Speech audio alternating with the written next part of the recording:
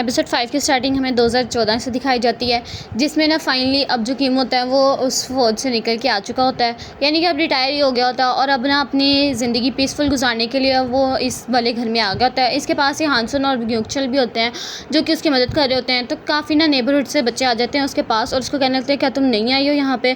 तो यहाँ पे मिंजी कहती है हाँ मैं न्यू आई हूँ। तो वो कहने लगते हैं कि चलाओ हम लोग खेलने जा रहे हैं, तुम भी आ जाओ खेलने के लिए। और इसके बाद वो चली जाती है उनके साथ। तो इन तीनों को ना बहुत ज़्यादा डर लगने लग जाता है कि वो पता नहीं कहाँ चली गई है। तो यहाँ पे ना ये उनको कहने लग जाते हैं कि हम लोग हाइड एंड सीक खेलने लगे हैं, जल्दी से तुम जाके छुप जाओ।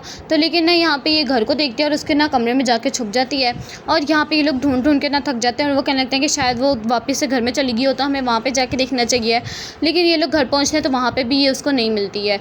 इसके बाद ये लोग काफ़ी ज़्यादा रोने लग जाते हैं, मतलब डर जाते हैं। और यहाँ पे ना जो उसकी ओनर होती है वो भी दरवाजे को ना लॉक कर जाती है, क्योंकि उसको तो पता ही होता है कि अंदर कोई भी नहीं होगा। लेकिन वो विंडो से ना काफ़ी ज़्यादा इशारे कर करके ना एक लड़की को अपने पास बुला ही लेती है। और फाइनली ना इसको जब भी उसको रोने लग जाता है ना कि शायद अब मेरी बेटी मुझे कभी भी नहीं मिलेगी, लेकिन इसको पापा पापा की आवाज़ आने लग जाती है। तो पता लगता है कि मिंजी फाइनली वापस आ चुकी है।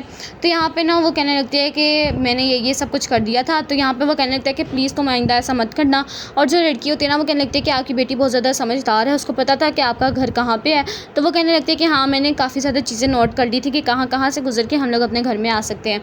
तो यहाँ पे मिंजी को दिखाया जाता है जो कि ना उसने देख लिया होता है गोल्डन टीथ ने कि वो ज़िंदा है। तो वो फ़ौरन से अपने आप को अंदर बंद कर देती है और ना यहाँ पे वो फ़ौरन से ग्वांगचन की कॉल को भी बंद कर देता है। और यहाँ पे ना वो सांगी को कॉल कर रहा होता है कि किसी तरीके ना उसको बता दूँ कि अभी तक वो मिंजी ज़िंदा है। और यहाँ पे जो इनके लोग होते हैं ना वो भी आ रहे होते हैं। तो वो कहने लगते हैं कि तुम प्लीज़ यहाँ पे मत आओ, तुम सांगी के पास जाओ, वो मेरी कॉल नहीं उठा रहा है। और यहाँ पे ना सांगी को बहुत बुरे तरीके से ये मार रहा होता है और कहने लगता है कि मुझे बता दो कि वो कहाँ पे है, यहाँ कहाँ पे नहीं है। तो वो कहने लगते हैं कि तुम मिंजी के लगते कौन हो, और वैसे भी हमें जो काम दिया गया था हमने सिर्फ और सिर्फ वही किया है। और यहाँ पे ये उसको फिर भी नहीं बता रहा होता गुस्से में आके ना। तो यहाँ पे इसने इतने बुरे तरीके से उसको मार दिया होता है। अब तक कोई बंदा बता ही सकता है, लेकिन फिर भी उसको नहीं बता रहा होता। और यहाँ पे ना ये एक करंट वाली वायर पकड़ता है, उसको मारने की कोशिश कर रहा होता है, लेकिन खुद ही अपने आप को करंट मार के ना खुद ही वहाँ पे उसकी डेथ हो जाती है। और यहाँ पे वो देख लेता है कि एक और आदमी वहाँ से भागने की कोशिश कर रहा है, कांगमी। और यहाँ पे हमें दिखाया जाता है सांगे को और मिस्टर डिम को, जिसने ना पकड़ा होता है मतलब के ग्वांगचल को। तो यहाँ पे ना वो जानबूझ के इनको बातों में लगा के ना अपनी रस्सी को खोलने की कोशिश कर रहा होता है कि किसी तरीके मैं खोल के इनको मार के यहाँ से भाग सकूँ। और ये फाइनली इसमें कामयाब भी हो जाता है और वहाँ से वो भाग निकलता है इन तीनों को मतलब कि यहीं पे बांध के। इसके बाद पता लगता है कि जब वो सांगे तक पहुँचते हैं तो वो उसको गोल्डन टीथ को कॉल करते हैं कि सांगे की तो यहाँ पे डेथ हुई है और यहाँ पे पता नहीं क्या क्या हुआ हुआ है इसके साथ। तो वो कहने लगता है कि क्या तुम लोग जल्दी से फाइन मेरे पास आ जाओ फिर।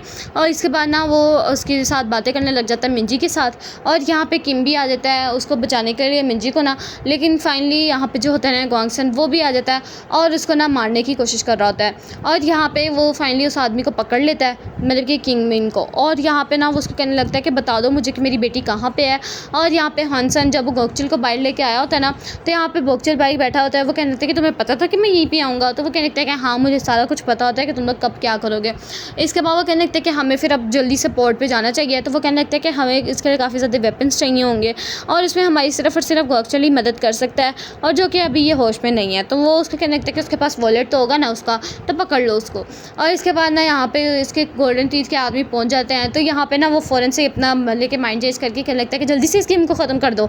लेकिन वो उस बंदे को फाइनली उसके अंदर ना बंद करके और उसको कहने लगता है कि आओ अब मेरे साथ। तो वो फाइट करने लग जाता है। इसके बाद गोल्डन टीथ ना उससे बात कर रहा होता है कि तुम बाहर आ जाओ, मैं तुम्हें कुछ भी नहीं कहूँगा, मुझे लगा था कि शायद तुम्हारी डेथ हो गई है इसलिए मैं उसको ये सब कुछ बता रहा था। तो वो कहने लगता है कि मुझे पता है अगर मैं बाहर आ जाऊँगी तो तुम मुझे वैसे भी ख़त्म कर ही दोगे, तो मैं वहाँ से बाहर नहीं आऊँगी। तो यहाँ पे वो कहने लगता है कि चलो ठीक है ना आओ, अगर तुम बाहर नहीं आओगे तो तुम वैसे भी ठंड से मर ही जाओगी। और इसके बाद ना यहाँ पे दिखाया जाता है कि ये लोग आ रहे होते हैं, ग्वांगचन और इसकी सारी ना टीम वगैरह आ रही होती है। तो वो कहने लगता है कि हमारी जो आधी टीम है ना उसको पहले भेज दो गोल्डन टीथ के पास। और इसके बाद ना वो फाइनली उस बंदे को निकालता है और कहने लगता है कि चलो अब मुझे लेके चलो वहाँ पे।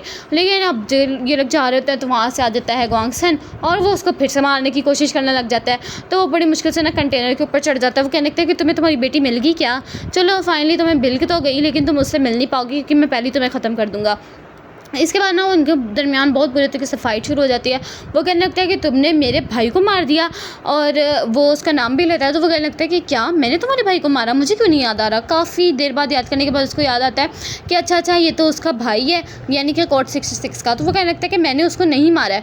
और यहाँ पर दिखाया जाता है कि इनकी ना काफ़ी ज़्यादा बुरे तरीके से फ़ाइट हो रही होती है कि अब ये बड़े हो गए होते हैं। और यहाँ पर ये सब कुछ ना एडी देख रहा होता है और ये ना उसको खाना दे रहा होता है। कहने लगता है कि तुम हमेशा मुझसे हारते हो, लोग खाना ज़्यादा खाया करो मुझसे, और तुम फिर जीतोगे। और फाइनली इसने उसका खाना भी पकड़ लिया होता है और यहाँ पे ना वो कहने लगता है कि हमारा पहला मिशन होने वाला है और हेरी ने बोला कि हमारा ये जो मिशन होगा इसके बाद हम लोग अपनी अपनी फैमिली से मिल सकेंगे।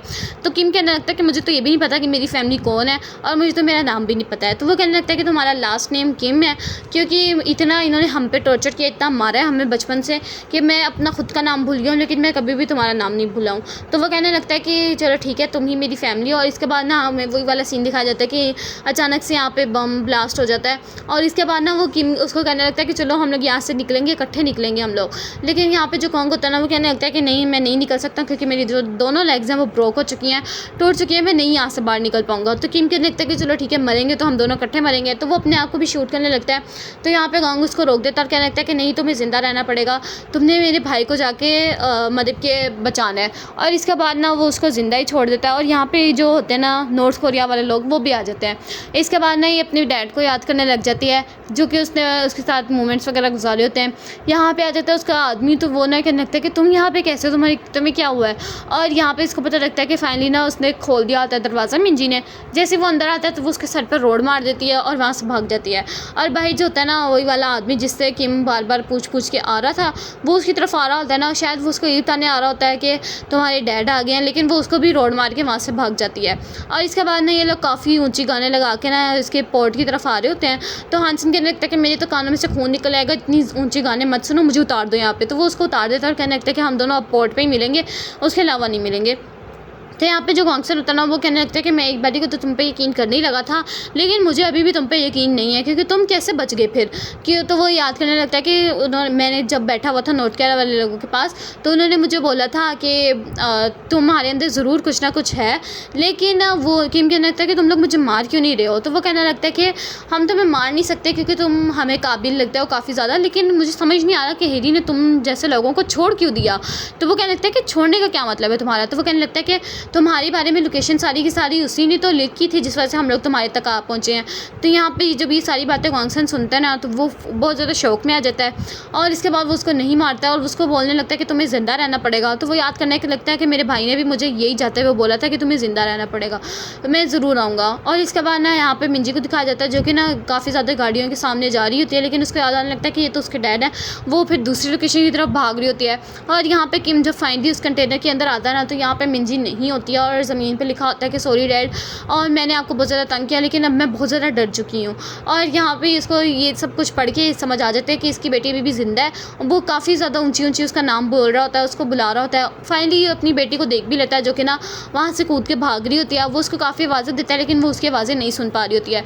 इसके बाद वो उसी वाली लोकेशन पर भाग रहा होता है जहाँ पर मिंजी गई होती है।